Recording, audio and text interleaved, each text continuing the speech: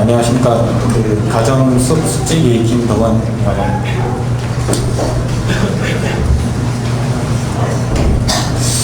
숙지기 설교가 되게 자주 빨리 돌아오는 것 같아서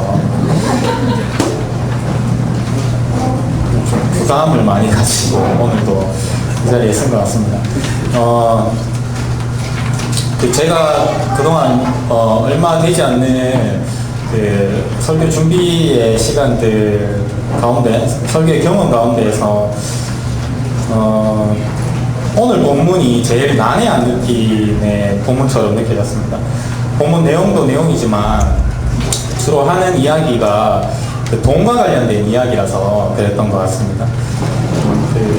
네이버에 돈이라고 치니까 연관 검색어로 이런 게 떴습니다. 돈 1000만원으로 1억 만들기. 그게 제일 앞에 떴고, 또 돈 버는 방법, 그리고 돈 많이 버는 직업, 이런 걸 사람들이 많이 쳐봤나봐요. 눈에 띄더라고요. 자본주의 시대를 살아가며 돈을 많이 버는 것은 초미의 관심사일 수밖에 없는 것 같습니다. 적은 노력, 또 적은 투자로 큰 돈을 버는 것은 모든 사람들의 바람이죠. 그런데 돈을 많이 버는 것에 비해 돈을 어떻게 쓰느냐에 대해서는 관심이 좀 많이 떨어지지 않나라는 생각이 듭니다.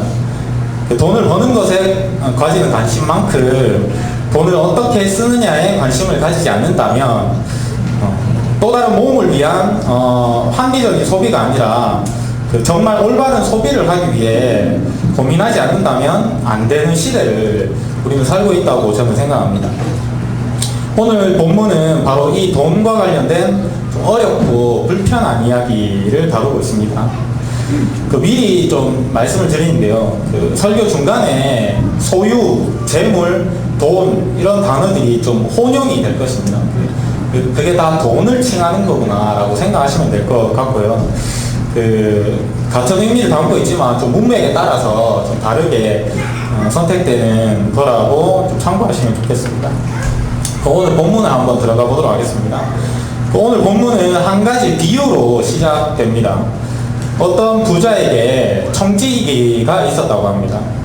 아마 당대에는 흔했던 자기 부동산을 관리하도록 두었던 청지기였을 것입니다. 청지기는 주인을 대신해서 계약서를 이제 작성을 하는데 별도로 이면 계약을 통해 이자를 좀 챙겼던 것 같습니다. 주인이 청지기를 불렀을 때는 청지기가 채무자들과 계약을 맺을 때 뒷거래로 25%에서 50% 정도의 이자를 부과했다는 사실을 알고 난 후였을 것입니다. 주인은 청지기에 적합하지 않은 태도들로 그를 문책했고 그는 위기에 처했습니다. 2절에 주인이 말하길, 제가 표준세번역으로 한번 읽어보겠습니다. 자네를 두고 말하는 것이 들리는데 어찌된 일인가. 자네가 맡아보던 청지기 일을 정리하게. 이제부터는 자네는 그 일을 볼 수 없네. 이런 이야기를 주인이 청지기에게 이제 하게 됩니다. 그때부터 청지기는 머리가 굉장히 빨리 돌아가기 시작합니다. 3, 4절 내용을 표준세번역으로 제가 한번 읽어보겠습니다. 주인이 내게서 청지기 직분을 빼앗으려 하니 어떻게 하면 좋을까? 땅을 파자니 힘이 없고 빌어먹자니 낯이 부끄럽구나. 옳지, 내가 무엇을 해야 할지 알겠다. 내가 청지기의 자리에서 떨려날 때에 사람들이 나를 자기네 집으로 맞아들이도록 조치해 놓아야지. 그는 자신이 살 궁리를 찾다가 빚을 탕감해주는 묘안을 생각해내고 실천합니다. 기름 100마를 빚진 자에게 그 증서에 50이라고 쓰라고 하고, 또 밀 100석을 빚진 자에게 80이라고 쓰라고 합니다. 그렇게 탕감이 된 이자와 그 상황에 대해 주인은 그 청지기가 지혜 있다고 칭찬합니다. 처음 꾸짖게 될 때와 사뭇 다른 반응입니다. 그 비유를 좀 더 살펴봅시다. 이 비유의 포인트를 저는 8절에 나와 있는 옳지 않은 청지기가 일을 지혜 있게 하였다에 좀 그 포인트를 둬야 되지 않나라는 생각이 본문을 묵상하면서 많이 들었습니다. 이 청지기는 분명 옳지 않은 청지기였습니다. 주인의 입장에서 보면 주인의 소유를 가지고 이득을 남기는 것은 물론 어떤 면에서는 주인의 명예까지 훼손한 셈입니다. 빚진 자들의 입장에서는 부당한 이자 붙이기를 통해 착취당하는 꼴이었고요. 그는 자신의 이익을 극대화하고자 타인을 공경에 빠뜨리는 옳지 않은 자였습니다. 이 모습은 8절에 나오는 빛의 아들들이라고 칭해지며 또 오늘 본문은 아니지만 그 바로 뒷절인 14절에 나오듯 이 모든 이야기를 같이 듣고 있는 중인 돈을 좋아하는 바리새인들을 빗댄 이야기인 것 같습니다. 그 도널드 크레이빌은 예수가 바라본 하나님 나라에서 이 본문에 언급된 빛의 아들들이 바리새인들을 지칭한다고 이야기합니다. 바리새파 사람들은 당대에 범생이를 자처하면서 대중을 계몽하고 또 장로들의 전통이란 인습을 받들어 모셔온 그런 집단이었습니다. 분리된 자들이란 뜻을 가진 이름처럼 자신들에 대한 자부심이 대단했던 그들은 스스로가 빛의 아들들이라 칭함받기에 부족함이 없다고 생각을 했을 것입니다. 그렇게 빛의 아들들이라 했던 당시 바리새파 사람들은 구약 성경에서 금기시한 이자 받기를 은밀한 방법으로 행해왔고 또 유대 시민 법원도 그 일을 눈감아주며 방치해왔습니다. 곡식과 포도주와 기름을 빌려줄 때 그 물품들이 긴급 필수품에 해당되지 않으면 이면 이자를 부과할 수 있었습니다. 그런데 빌려주는 물품 대부분이 긴급 필수품으로 인정되지 않았습니다. 이렇게 해서 하나님의 율법을 어기면서까지 실제로 거의 모든 것에 이자를 부과해 왔던 것입니다. 예를 들면 어떤 여인이 기름이 한 방울밖에 남지 않아서 약간 빌리려고 하면 그때 빌려주는 기름은 긴급 필수품이었을까요? 아니었을까요? 네. 아니었습니다. 아직 기름이 한 방울 있다는 이유 때문입니다. 이렇게 해서 여인에게 빌려주는 사람은 그 기름에 이자를 붙일 수 있었습니다. 이렇게 부정한 이득을 취하기 위해 애쓰는 사람들이 바로 바리새인들이었고 빛의 아들들이라 한 그들은 옳지 않은 청지기의 전형적인 모습을 하고 있었던 것입니다. 그랬던 그가 지혜 있게 행하는 반전이 일어났습니다. 그가 행한 지혜 있는 행동은 구체적으로 보면 빚진 자들을 향한 빚 탕감이었습니다. 비록 자신의 살궁리를 하다가 한 행위였지만 그 자체는 의미 있는 행위였고 칭찬받을 일이었습니다. 청지기가 탕감해 주었던 빚의 금액은 상당한 양이었습니다. 기름 100말은 약 3,200리터 정도의 거의 150그루의 나무에서 나오는 수확량이며 약 1000데나리온에 해당하는 양으로 적은 금액이 아니었습니다. 밀 백석 또한 35,000리터 정도로 약 120평에서 나온 산출량을 나타내며 거의 약 2,500데나리온 정도 된다고 합니다. 탕감받은 부채의 비율은 서로 달랐지만 금액 자체를 환산해 보면 이제 기름이랑 밀을 탕감받은 금액 자체는 이제 500데나리온 정도로 비슷한 금액이었습니다. 1데나리온이 일꾼의 하루 삭이었다고 생각해 볼 때 500데나리온 정도면 두 사람 각각 탕감받은 500데나리온은 노동자의 연봉이 넘는 수준의 금액이었습니다.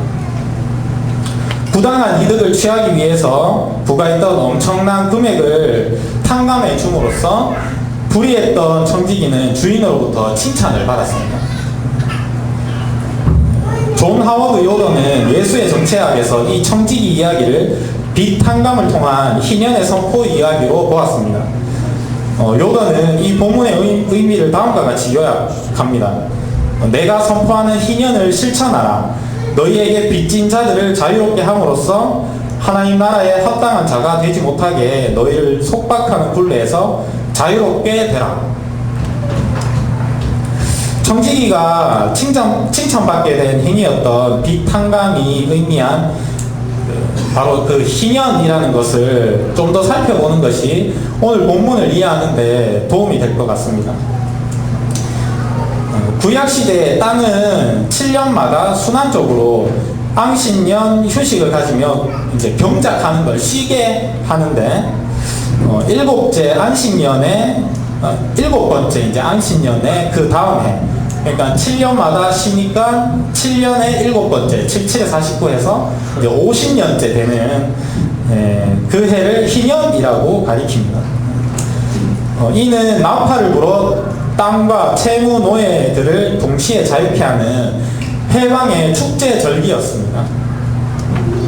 땅을 쉬게 하고 또 모든 빚진 것을 탕감해주며 땅의 소유권을 원래 주인에게 되돌려줌으로써 이스라엘 공동체에 속한 거류민이나 가난한 자들의 생존을 가능케 하는 공동체적 돌봄을 법제화하고 예전화하는 것이 바로 희년법이었습니다. 현대시대에서는 도저히 이해가 안 되는 것이죠. 땅을 쉬게 하면 소출이 없어지는데 그렇게 1년을 살면 어떻게 하라는 말인지, 그 빚진 것을 탕감해주면 내가 받을 이제 몫이 사라지는 것인데, 그러면 그것이 도리어 역차별이 아닌지 하는 이제 의문이 들게 되는 내용입니다. 하지만 예수님은 자신이 가져온 하나님 나라를 통해 구약에 존재했던 희년의 도래를 선포하고자 하셨고, 그렇게 모든 이들이 회복을 입는 그런 나라를 꿈꾸게 하셨습니다. 우리에게 쉬게 할 땅이 없고 또 돌려받을 빚이 없지만 희년의 그 정신과 의미인 사람을 자유케 하고 회복시킴을 되새기며 오늘 본문을 좀 들여다보면 좋겠다 생각됩니다. 앞서 많은 이야기를 제가 좀 했는데 그 내용을 정리를 한번 해보겠습니다.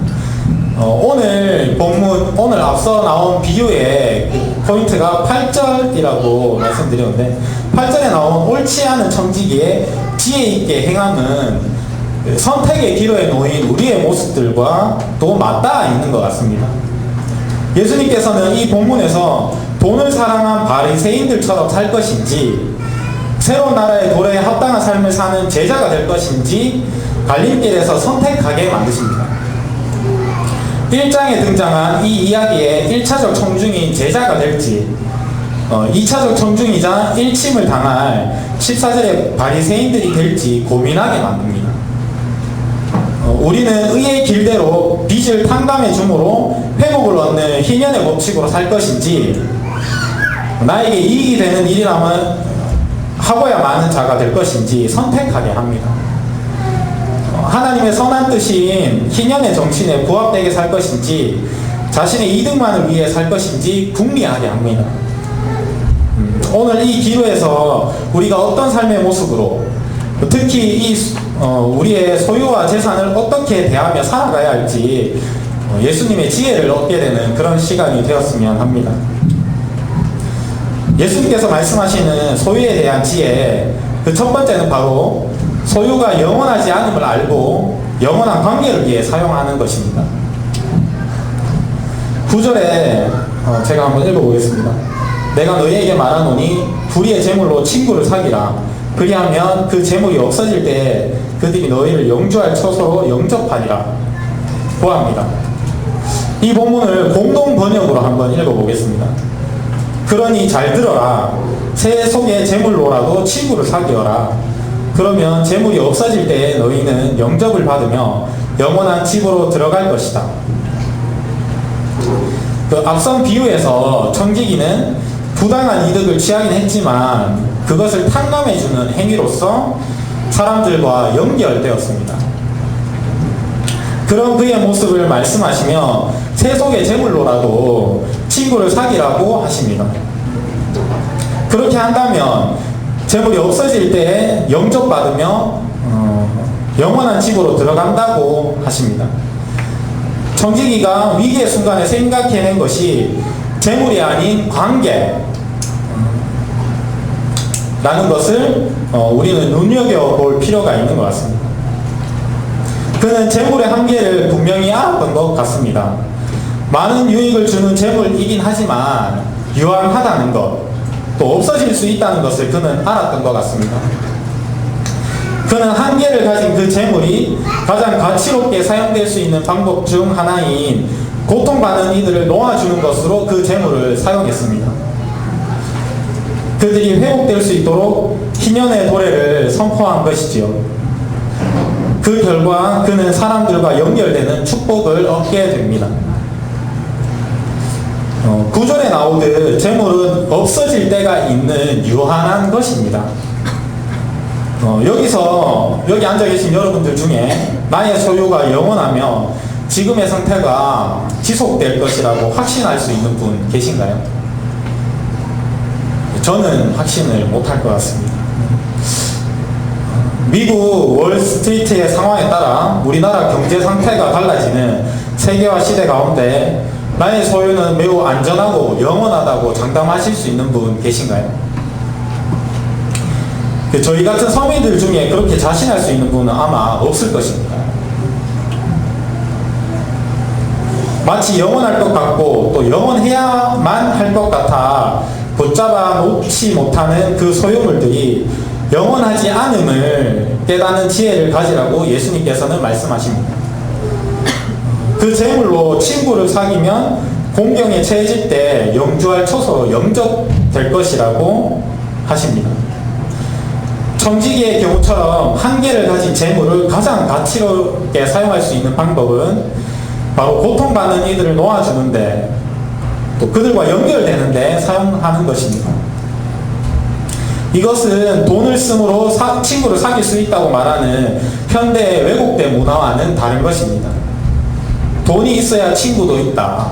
저희 어머니께서 저한테 굉장히 많이 말씀하시는 것입니다. 야, 네가 돈이 있어야 친구도 생기는 거다. 그리고 돈이 있는 곳에 친구도 있다. 그리고 네가 가진 게 있어야 친구도 있는 법이다. 네가 그래가 왜 사노? 네, 저희 어머니께서 굉장히 많이 저한테 말씀하신 건데 그런 세상의 메시지와는 다른 의미입니다. 이는 우리의 소유가 가진 불안정성, 또 영원하지 못하다는 한계를 인정하고 그리스도 안에 영원한 관계를 세워가기 위해 소유를 사용하는 것을 의미합니다. 그런 관점에서 보면 본문에서 말하는 재물이 없어질 때 영주할 처소로 영접할 자들은 바로 그리스도의 몸된 교회 안의 공동체 지체들인 것 같습니다. 저는 이 구절을 보며 제 경험이 좀 많이 떠올랐습니다. 많은 성도님들이 아시다시피 올해 1월에 저는 실직 상태가 되었었고 만 6개월을 방황하다 지난 7월부터 다시 일을 하기 시작했습니다. 그 6개월 동안 이전 직장에서 받은 이제 퇴직금 그리고 계약기간 만료로 퇴사해 받기 시작한 실업급여 등으로 근근히 살아갔습니다. 저와 아내만 있었어도 쉽지 않을 기간에 이제 6개월 된 아기도 있었고 이래저래 들어갈 돈도 많았던 것 같습니다. 취업은 또 참 힘겨웠습니다. 그 채용 시즌 안에 당연히 구직될 것이라고 생각을 했었거든요. 한 2월쯤에는 내가 이제 다시 일을 하면 되니까 1, 2월 쉰다고 생각하자 하면서 그런 생각으로 이제 당당하게 1월을 맞이했었는데 그 채용 시즌 안에 안 되더라고요. 하나 둘 난방하기 시작하더니 그 최소 서류 통과는 하겠지라고 생각했던 곳에서 그 서류 통과마저 안 되는 그런 일을 경험하면서 마음이 참 힘들었던 것 같습니다. 그 퇴직금을 다 써가고 또 4주 정도에 한 번씩 들어오게 되는 이제 실업급여가 다 되어 갈 때쯤이면 또 돈 나갈 때는 왜 이렇게 많은지요. 그런데 그럴 때면 참 신기하게도 교회 지체들로부터 목적헌금이 들어왔던 것 같습니다.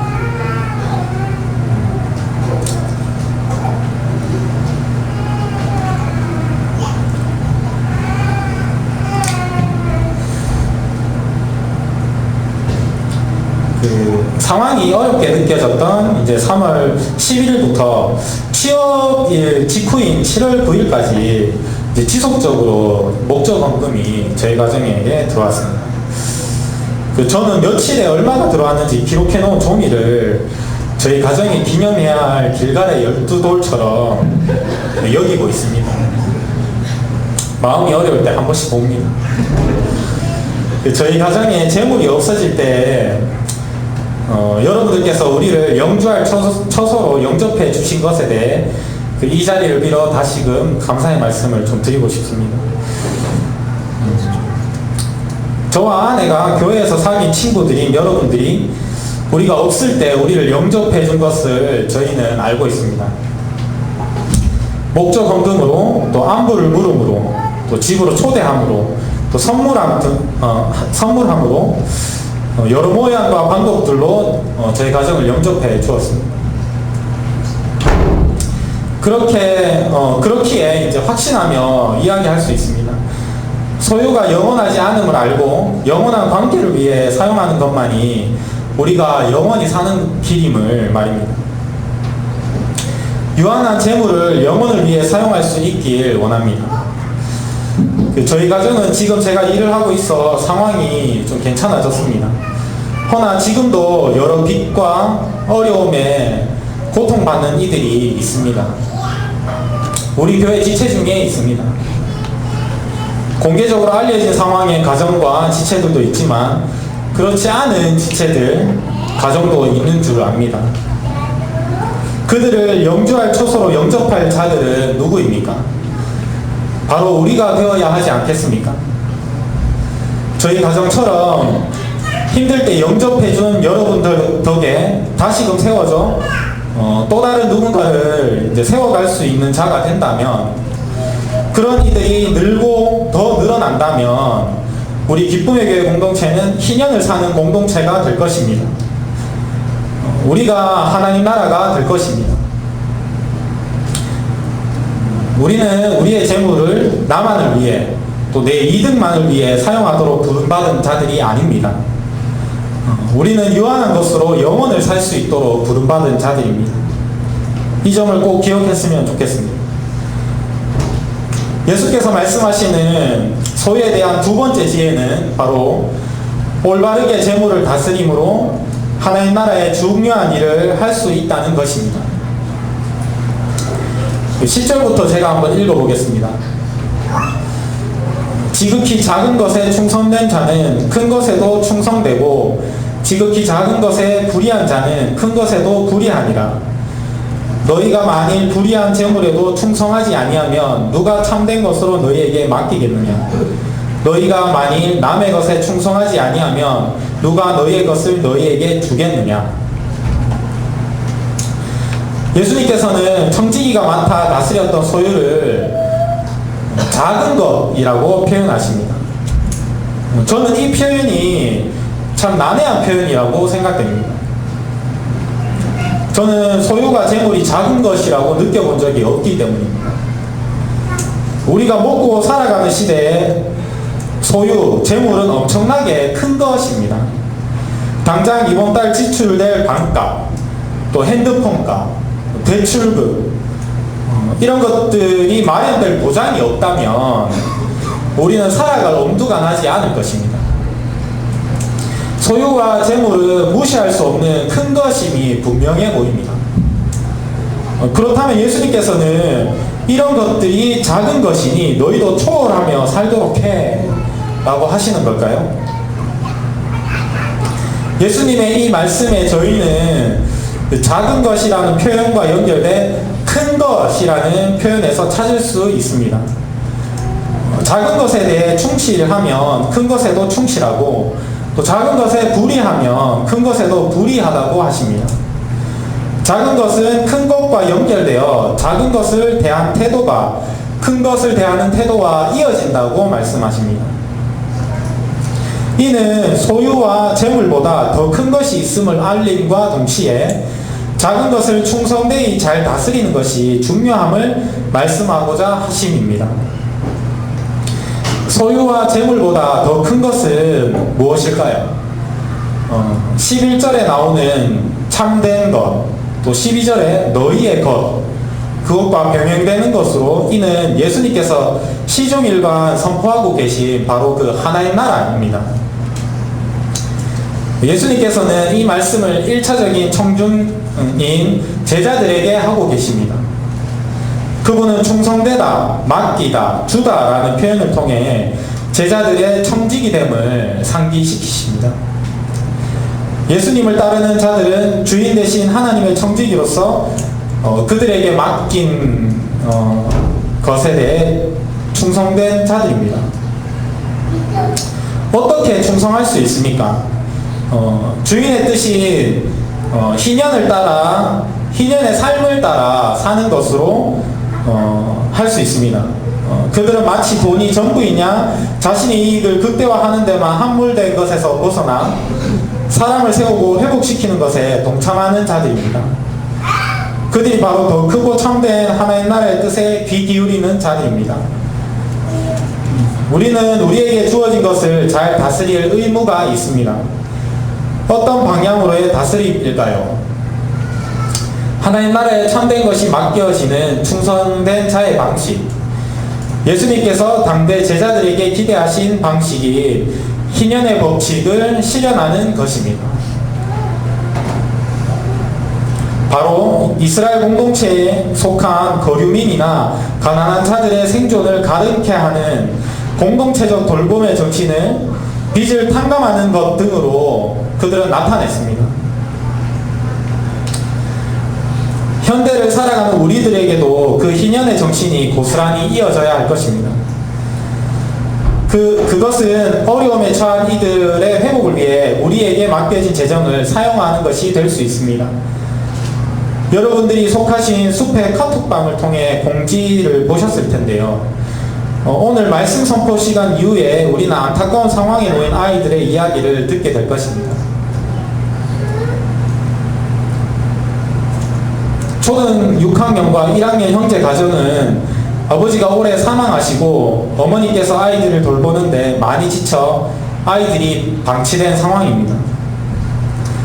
또 다른 초등학교 1학년 아이는 부모님이 오랜 별거로 이혼 직전에 있어 심리적으로 많이 불안한 상태입니다. 초등학교 1학년, 3학년 자매는 어머니께서 집을 나가시고 할머니와 아버지와 사는데 할머니께서 건강이 좋지 않으신 상황입니다. 사랑만 충분히 받아도 부족할 나이의 아이들이 방치되어 위기 가운데 있습니다. 자신에게는 아무런 잘못이 없지만 상황이 그렇게 되고 환경이 그렇게 되어 원치 않는 방황에 노출된 아이들이 있습니다. 이 아이들이 마음 편히 쉴 수 있고 또 밥도 먹을 수 있고 공부도 할 수 있는 장소와 여건이 허락되고자 우리 교회에서는 지난달부터 데이케어 센터를 운영하고 있습니다. 이 아이들이 잘 놀고 또 잘 먹고 잘 공부할 수 있도록 도울 수 있는 후원자를 금요일 말씀 시간 이후에 모집하고자 합니다. 우리가 희년의 정신을 살아가고자 한다면 여건이 허락되는 한 이런 선한 일에 힘써 동참해야 할 것입니다. 하나님 나라를 위해 살아가겠다고 말하는 사람들이 많습니다. 그렇다면 그들은 자신이 가진 재물을 희년의 정신에 맞게 올바르게 사용할 줄 알아야 합니다. 11절에 나온 너희가 만일 불의한 재물에도 충성하지 아니하면 누가 참된 것으로 너희에게 맡기겠느냐, 바로 이 말씀에 귀 기울여야 합니다. 이것은 자신이 가진 재물의 많고 적음과 상관이 없습니다. 많으면 더 많이 나눠야 할 책임이 있는 것이고 적으면 적은 것 안에서 그 나라를 위해 자신의 재물을 사용할 책임이 있습니다. 아무도 여기에서 자유할 수 없습니다. 적든 많든 그것을 잘 다스리는 저와 여러분이 되었으면 좋겠습니다. 그랬을 때 우리가 하나의 나라의 일들 또한 잘 감당하는 자들이 될 것입니다.